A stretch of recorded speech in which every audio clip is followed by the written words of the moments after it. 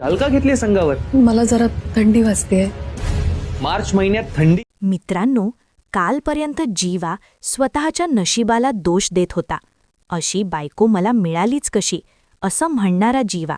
आणि आज त्याच मालिकेमध्ये घडतंय काहीतरी खूपच वेगळं. जीवा काल नशिबाला दोष देत होते आणि आज म्हणतात की अशी बायको मिळायला नशीब लागतं. आजच्या एपिसोडची सुरुवात खूप सुंदर आणि सणासुदीच्या वातावरणाने होते. सर्वप्रथम आपल्याला दिसतात काव्या आणि पार्थ. दोघेही खूप छान तयार झालेले असतात. काव्याने सुंदर काठपदराची साडी नेसलेली असते आणि पार्थनेही पारंपरिक पोशाख घातलेला असतो. दोघेही खूप सुंदर दिसत असतात. त्यांच्या चेहऱ्यावर एक वेगळाच आनंद दिसत असतो. तेवढ्यात तिथे नंदिनी येते. पार्थ लगेच नंदिनीला म्हणतो, "अगं नंदिनी, आमचा एक सुंदर फोटो काढ ना." नंदिनी हसत म्हणते, "हो का? मग छान पोज द्या." यानंतर काव्या आणि पार्थ वेगवेगळ्या पोज देऊ लागतात. दोघांमधील केमिस्ट्री खूप सुंदर दाखवलेली असते. काव्या थोडी लाजत असते आणि पार्थ तिला चिडवत असतो. हा सीन खूपच लाईट आणि आनंददायक आहे. नंदिनी त्यांचे फोटो काढत असते, पण तिच्या चेहऱ्यावर काहीतरी वेगळं दिसतं. ती हसतीये, पण आतून काहीतरी चालू आहे असं जाणवतं. हा छोटासा डिटेल खूप महत्त्वाचा आहे, कारण पुढे ह्याच गोष्टीचा मोठा अर्थ निघू शकतो. यानंतर सीन थेट जातो जीवाच्या रूममध्ये आणि इथे आपल्याला दिसतो जीवा. जीवा खूप छान तयार होत असतो. तो आरशासमोर उभा राहून स्वतःला पाहत असतो. कालपर्यंत जो माणूस स्वतःच्या नशिबाला दोष देत होता, आज तो इतका सजूनधजून तयार का होतोय? ही गोष्ट इथेच प्रेक्षकांच्या मनात प्रश्न निर्माण करते. जीवा खूप कॉन्फिडंट दिसतो. त्याच्या चेहऱ्यावर काहीतरी वेगळाच प्लॅन असल्याचा भाव दिसतो. तेवढ्यात तिथे नंदिनी येते. पण यावेळी नंदिनीचा लूक पूर्णपणे वेगळा असतो. ती शाल पांघरून आलेली असते. जीवा लगेच तिला पाहतो आणि थोडा आश्चर्यचकित होतो. तो म्हणतो, "अगं, तू शाल का पांघरलीयस?" हा प्रश्न अगदी साधा आहे, पण त्यामागे खूप मोठा संकेत लपलेला आहे. नंदिनी थोडी शांतपणे उत्तर देते, "मला थंडी वाजत आहे." हे ऐकून जीवा लगेच म्हणतो, "मार्च महिन्यात थंडी?" आता इथेच सगळ्यात मोठा सस्पेन्स सुरू होतो, कारण प्रेक्षकांनाही हा प्रश्न पडतो. खरंच नंदिनीला थंडी वाजतीये का, की ती काहीतरी लपवतीये? कारण काल जीवा जे काही बोलला होता, ते अजूनही तिच्या मनातून गेलेलं नसतं.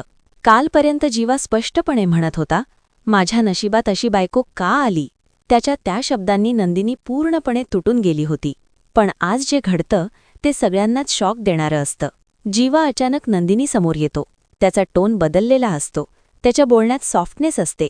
तो नंदिनीला म्हणतो, "अशी बायको मिळायला नशीब लागते. थँक्स." हे ऐकून नंदिनी पूर्णपणे थबकते, कारण हाच तो जीवा आहे जो काल तिच्यावर नाराज होता, तिच्याबद्दल तक्रार करत होता, आणि आज अचानक तो तिचं कौतुक करत आहे. जीवा तिथून निघून जातो, पण नंदिनीच्या मनात विचारांचा महापूर सुरू होतो.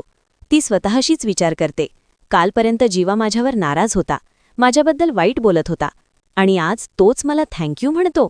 नेमकं त्याच्या मनात चाललंय तरी काय? हा प्रश्न नंदिनीला सतत त्रास देत असतो.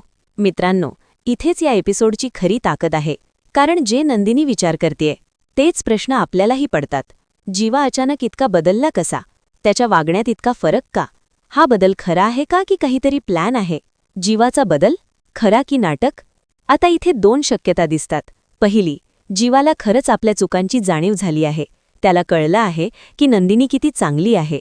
दुसरी, हा सगळा बदल फक्त वरवरचा आहे आणि यामागे काहीतरी मोठं कारण लपलेलं आहे. नंदिनी खूप कन्फ्यूज होते. एकीकडे तिच्या मनाला वाटतं, कदाचित जीवा बदललाय, कदाचित त्याला माझी किंमत कळली असेल. पण दुसरीकडे तिच्या मनात भीती असते, हा सगळा फक्त दिखावा तर नाही ना?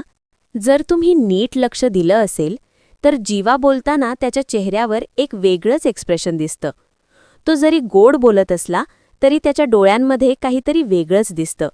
जणू काही तो काहीतरी लपवत आहे. हा सीन खरं तर पुढील भागासाठी एक मोठा टर्निंग पॉइंट आहे, कारण इथून पुढे कथा एका नवीन दिशेने जाणार आहे.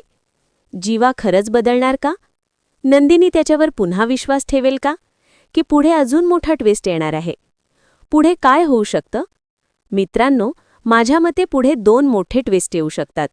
1, जीवाचा खरा चेहरा समोर येईल. 2, तो खरंच नंदिनीवर प्रेम करू लागेल. या सीनमध्ये एक गोष्ट खूप खास आहे. ती म्हणजे इमोशन्स. जीवा जेव्हा थँक्स म्हणतो तेव्हा त्या एका शब्दामध्ये खूप काही लपलेलं असतं.